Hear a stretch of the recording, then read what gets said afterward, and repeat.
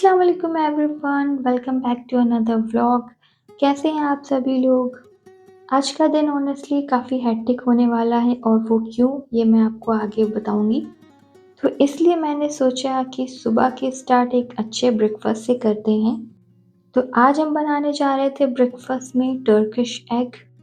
पिछले कुछ वक़्त से मैं इंटेंशनली ऐसी रेसिपीज़ ट्राई कर रही हूँ, जो थोड़ी डिफरेंट हो, कम मसालों में बन जाए और ज़्यादा टाइम भी ना ले। और ऑनेस्टली जितनी भी रेसिपीज़ मैंने ट्राई की है, उनका रिज़ल्ट मुझे काफ़ी अच्छा मिला है।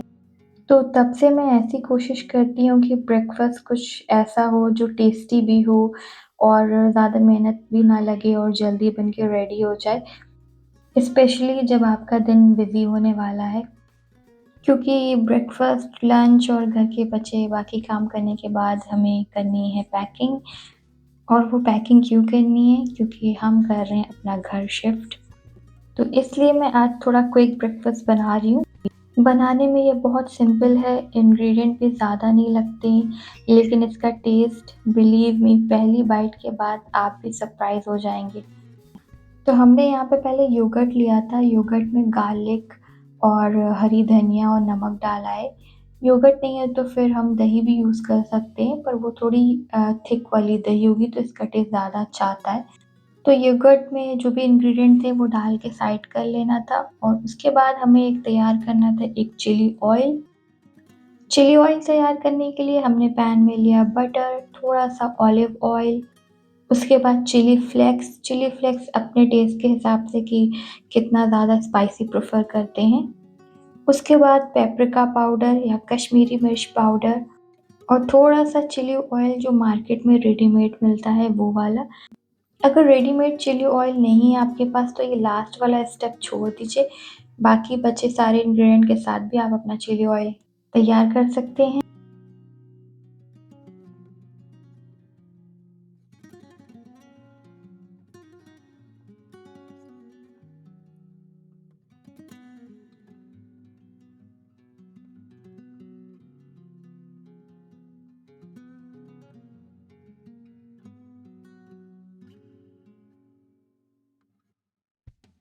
तो सबसे पहले एग को फ्राई कर लिया और साथ ही ब्रेड को थोड़ा-सा बटर के साथ हल्का-सा क्रिस्पी टोस्ट कर लिया था। इस रेसिपी की ब्रेड अगर थोड़ी क्रिस्पी होगी तो वो खाने में काफ़ी अच्छा लगेगा इसके साथ।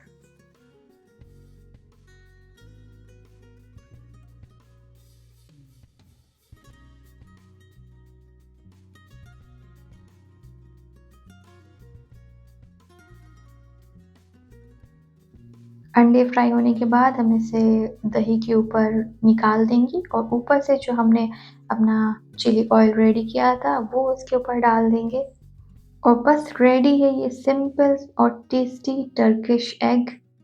अगर आप रोज़ के ब्रेकफास्ट से कुछ हट के खाना चाहते हैं तो ये टर्किश एग बिल्कुल ट्राई करें क्योंकि आप लोग को बहुत पसंद आने वाला है ये।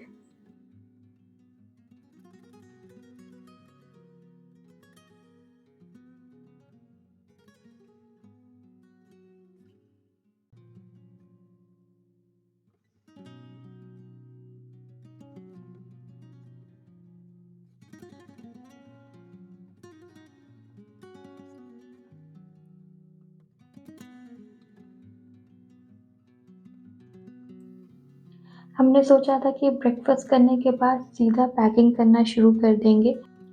और मैं अगर सच बताऊँ आप लोगों को तो मैं ये पैकिंग का प्लान सिर्फ़ आज नहीं पिछले काफ़ी दिनों से बना रही हूँ। रोज़ सोचती हूँ कि आज तो पक्का पैकिंग शुरू कर दूँगी, लेकिन फिर वो पूरा दिन किसी न किसी और काम में निकल जाता है और पैकिंग मेरी रह जाती है। आज भी हमने सोचा था कि ब्रेकफास्ट के बाद ही सारे बॉक्सेस निकाल लूँगी और पैकिंग शुरू कर दूँगी। लेकिन जैसे ही सोचा कि अच्छा अब शुरू करते हैं, पता नहीं क्यों एक अजीब-सी लेज़ीनेस हो जाती है हर बार मुझे। शायद आप लोग मेरी बात से रिलेट कर पाएँगे। कभी-कभी काम इतना बड़ा लगने लगता है कि उसकी स्टार्टिंग ही सबसे डिफ़िकल्ट पार्ट बन जाती है। इसलिए पैकिंग करने की जगह मैंने घर के बाकी काम जो थे वो करना शुरू कर दिया। बेड सेट कर दिया और जो भी क्लीनिंग करनी थी वो सब कर दिया।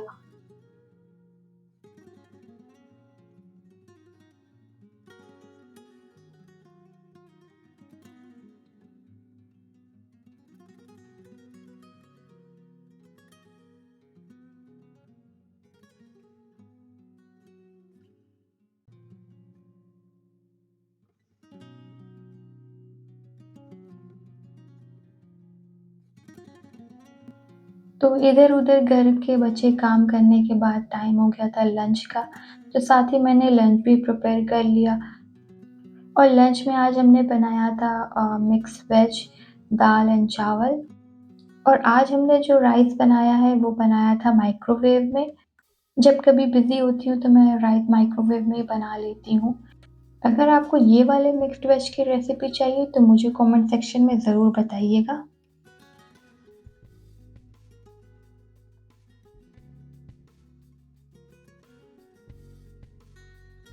और लंच के बाद हम आ गए थे आशिर को पार्क लेके।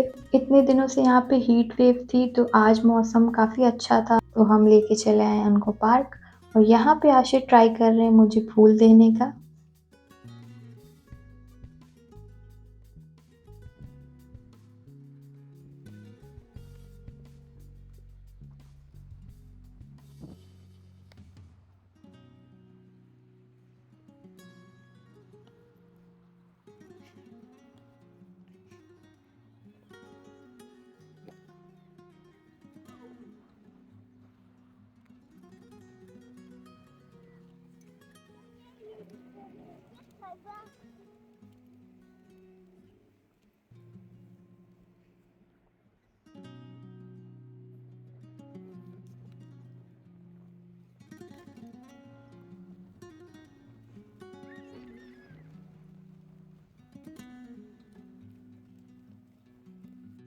और पार्क में एक बच्चे को आशिर की बॉल बहुत पसंद आ गई थी और वो उनकी बॉल लेके भाग गए और देने का नाम ही नहीं ले रहे थे और आशिर क्या कर रहे थे वो बार-बार उसके पीछे भाग रहे थे अपनी बॉल लेने के लिए और ये सब देख के मुझे बहुत ही हँसी आ रही थी।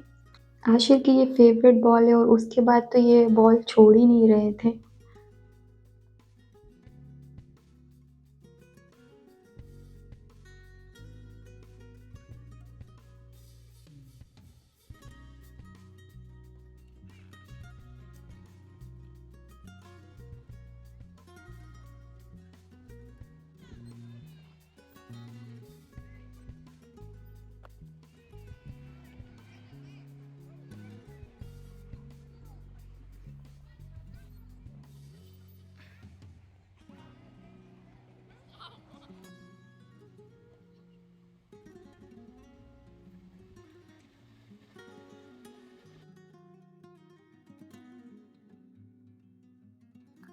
पार्क के बाद हम चले आए घर क्योंकि आज शाम में हमें करनी थी पैकिंग और ये मेरी पहली शिफ्टिंग है यूके में।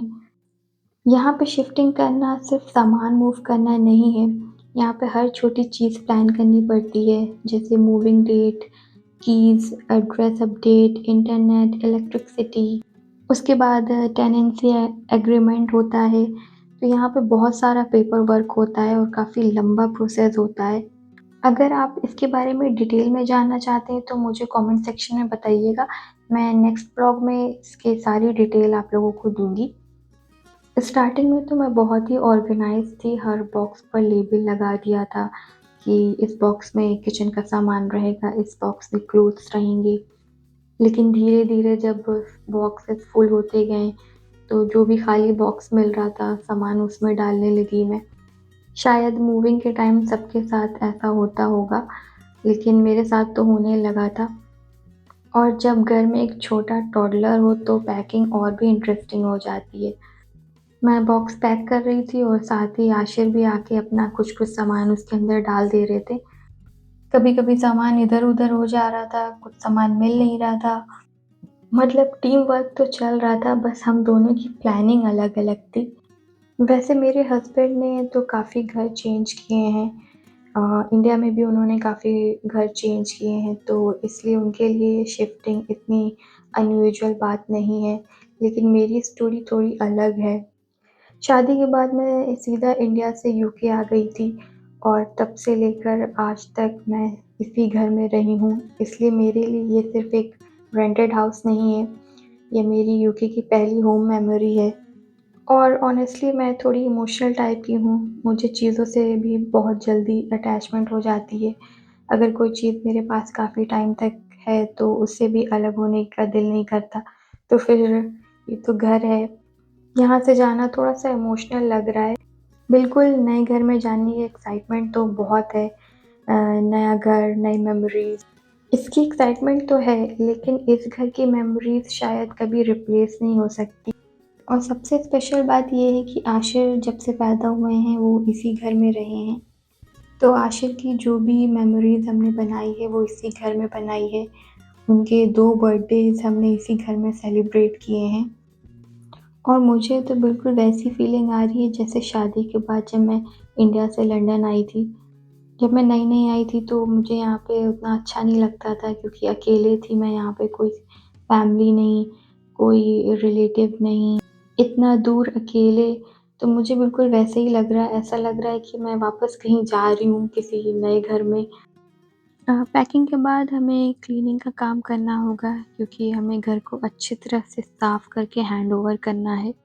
जो भी बेसिक क्लीनिंग होती है घर पे, किचन, बाथरूम, बेडरूम, फ्लोर्स, वो सारी चीज़ें सेम हमें जब ये घर छोड़ना है तब ये सारी चीज़ें करके हमें हैंडओवर करना है।